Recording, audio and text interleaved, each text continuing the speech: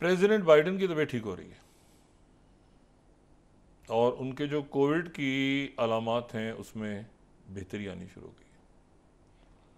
और president Biden ने दुख का इजहार किया है कि उनके दोस्तों ने और उनके साथियों ने उनकी पीठ में छुरा घोंपने की कोशिश की है सदारती दौड़ के दौरान। इस मरहले पे अगर उनका एक मुबाहिसा ठीक नहीं गया था ट्रंप के साथ, तो इसका मतलब ये था कि सब फैसला सादर फरमाना शुरू कर दें कि जी बाइडेन को हटा दिया जाए दरमियान में से। तो उनको इस बात का दुख है और ख़ास तौर पे उनको दुख है नैन्सी पेलोसी का, जो कि बहुत मददगार थी उनकी 2020 में। और शायद नैन्सी पेलोसी अभी भी मददगार हैं क्योंकि वो समझती हैं कि ये कैंडिडेट चेंज होना चाहिए। और उससे भी ज़्यादा उनको अफसोस है प्रेसिडेंट ओबामा का।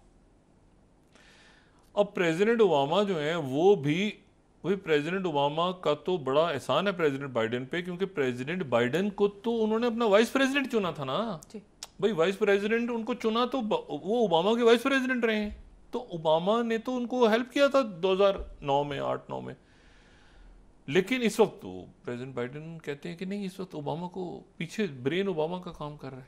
अच्छा, अब ये सिचुएशन अगर पैदा हो रही है वहाँ पे, तो इस सिचुएशन में जो है वो फिर मजीद प्रॉब्लम है डेमोक्रेट्स के लिए, क्योंकि प्रेसिडेंट ओबामा का तो बहुत बड़ा साथ एक पार्टी होती है ना, तो सपोर्ट करती है पूरी पार्टी है, डेमोक्रेट्स हैं रिपब्लिक्स हैं, लेकिन वो आपस में मजीद क्रैक्स हैं।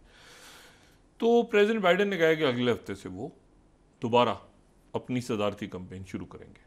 वो टेक्सास में जाएंगे और जगहों पे जाएंगे और अपनी प्रेसिडेंशियल कैंपेन, उनकी तबीयत बेहतर हो रही है और उन्होंने कहा मेरा टेस्ट ठीक आ गया, चौथी डोज उन्होंने ले ली है और वो कहते हैं कि मैं अगले हफ्ते से अपनी कैंपेन दोबारा शुरू करूंगा। और साथ में नाराज़ हैं और वो अभी तक पीछे हटने पे तैयार नहीं है, जबकि मज़ीद डेमोक्रेट्स कह रहे हैं कि अब उनसे कि वो हटे, लेकिन अभी तक वो नहीं हट रहे और नाराज़गी का इजहार किया। अच्छा, इसी दौरान जो वहाँ पे एक एस्पेन सिक्योरिटी फोरम है, बड़ा ज़बरदस्त उनका प्रेस्टिजियस, उसे सेक्रेटरी ब्लिंकन ने ख़िताब किया और सेक्रेटरी ब्लिंकन ने भी ख़िताब किया और उससे जैक सलिवन ने भी ख़िताब किया है ये सिक्योरिटी फोरम से।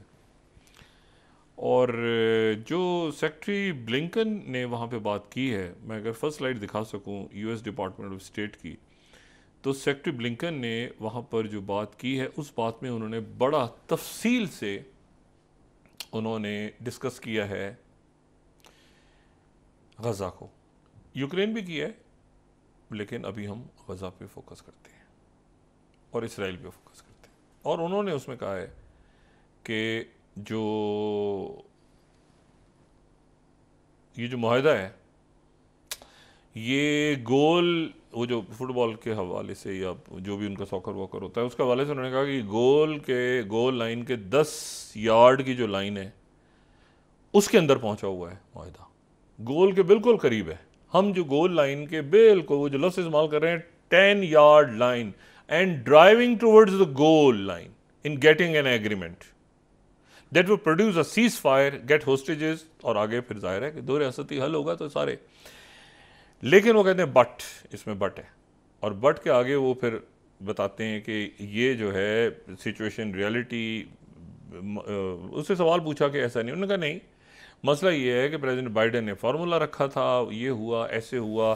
फिर उन्होंने पूरी बात सारी आगे की और साथ ही उन्होंने ये भी कहा कि ये भी ध्यान में रखें कि ये विदिन यानी आखिरी यानी गोल लाइन की तरफ बढ़ रहा है, मुआहदा ख़त्म नहीं हुआ, आगे बढ़ रहा है, लेकिन ये भी ध्यान में रखें कि जो आखिरी 10 यार्ड्स जो होते हैं किसी भी ग्राउंड में, वहाँ पर जो गेंद आ जाती है, अब देखो ना कितनी टेंशन होती है, उधर से वो जा रहा है खिलाड़ी, हो उसने मारा, तो गोल कीपर कूद गए, वो 4-5 कूदे, उसने उसको पास करवाया, मतलब आखिरी में तो खेल तो सारा उधर होता है ना। तो उन्होंने कहा जी आखिरी जो ये है ये सबसे टफ है, लेकिन हम गोल लाइन की तरफ जा रहे हैं।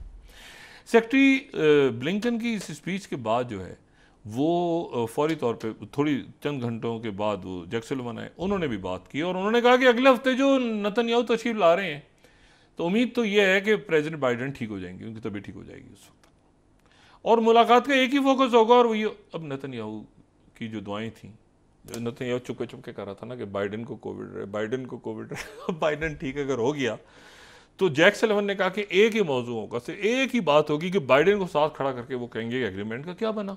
तो या तो एग्रीमेंट पे पहले इस जंगबंदी करवा के यहाँ पे आओ, क्योंकि वो जो वहाँ पहुंचे हैं तो वो कांग्रेस से खिताब होना है, डेमोक्रेट्स ने कह दिए बाइकआउट करेंगे, रिपब्लिकन्स ने बुलाया हुआ है, वो जो ट्रम्प वाली साइड है उन्होंने बुलाया, लेकिन मुलाकात तो अभी तो व्हाइट हाउस है ना, अभी तो प्रेसिडेंट बाइडेन है, बीमार हैं उनके जो है वो ठीक हो गए, तो वो जनाब पहली मुलाकात करके उन्होंने जो एंट्री मारनी है दोबारा दुनिया के सामने, वो मारनी है नेतन्याहू से मुलाकात में। नेतन्याहू दुआएं कर रहा है कि उस वक्त बुखार रहे, डॉक्टर्स ने उनको ओके कर दिया आजकल में। तो नेतन्याहू साहब जो कि अगले हफ्ते पहुंचेंगे, उनको जनाब वाइट हाउस में बाइडेन साहब खड़ा करके साथ, और जैक सलिवन कह रहे हैं एक नुकाती एजेंडा है ये कि जी वो डील उस एग्रीमेंट का क्या हुआ।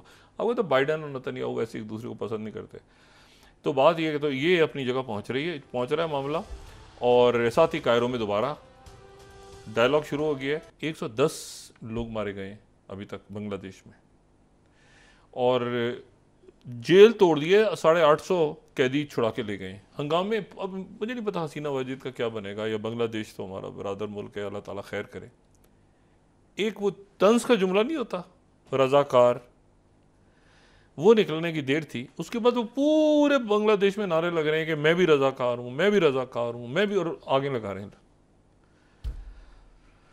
और उनको उन्होंने बाहर जाना था कहीं, दौरे वौरे सारे कैंसिल हो गए, कर्फ्यू नाफिज है पूरे मुल्क में, इंटरनेट बंद हो चुका है, डार्क, पूरा मुल्क डार्क है, स्याही में डूब चुका है पूरा मुल्क। और मैं हैरान हूँ बाज़ दफ़ा कि लोग किस तरह से अपने मुल्कों को, उनके जो रहनुमा है, ये मैं अभी देख रहा था कि ये वाशिंगटन पोस्ट की 15वीं स्लाइड में दिखा सकें, totally Bangladesh protest rise above 100 as Dhaka was quite under curfew. बिल्कुल सन्नाटा, और ये बिल्कुल एक ये मतलब है कि बस बर्बाद होना हो किसी ने तो उसके लिए फिर हसीना वाजी टाइप करेक्टर काफ़ी होते हैं।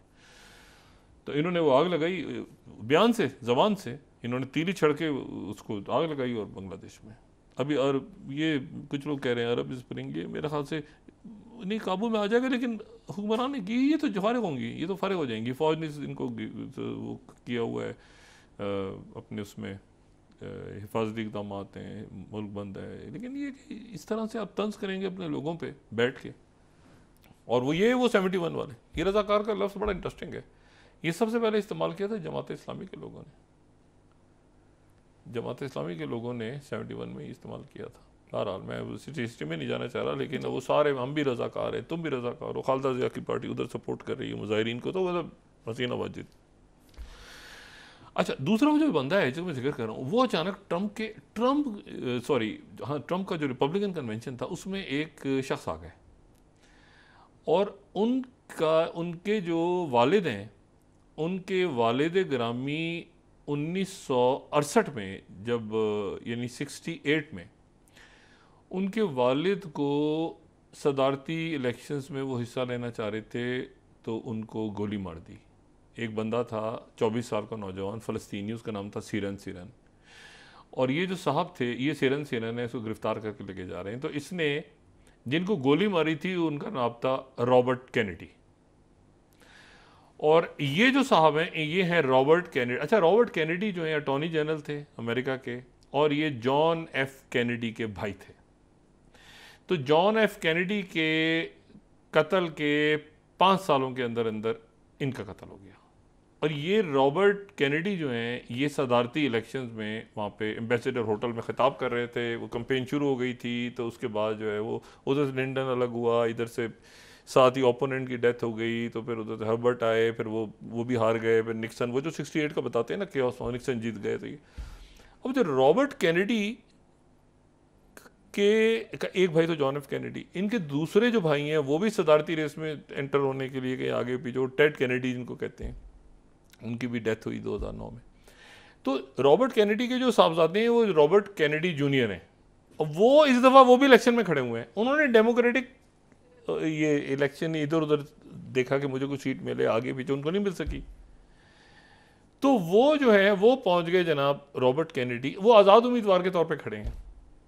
उनके पास लेकिन कोई फाइनेंस नहीं है, कोई बड़ी पार्टी उनको सपोर्ट नहीं कर रही है, लेकिन वो भी इंडिपेंडेंट कैंडिडेट हैं। तो ये वही है जिनकी कॉल लीक होने की एक वीडियो आई थी थोड़े दिन पहले, एक कॉल लीक हो रही है, बात करें ट्रम्प से, जो ट्रम्प से मुलाकात के लिए पहुंच गए।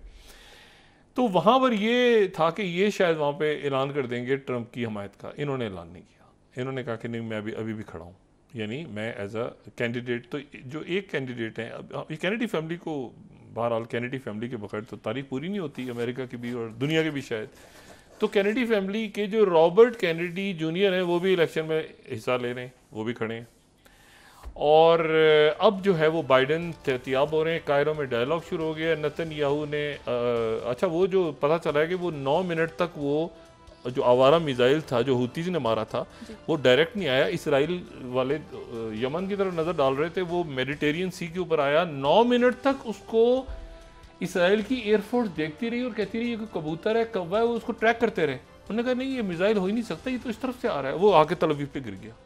अब इसकी इन्वेस्टिगेशन हो रही है। और मैं सिर्फ आपको ये बताऊं, ये इसके अंदर खौफनाक बात है कि वो 9 मिनट तक उसको देखते रहे। और उसको ये 9 स्लाइड अगर हम दिखाएं, ये समझ 3 जो है, ये मुझे समझ रहे, सॉरी 6 मिनट तक, वो 6 मिनट तक उसको देखते रहे।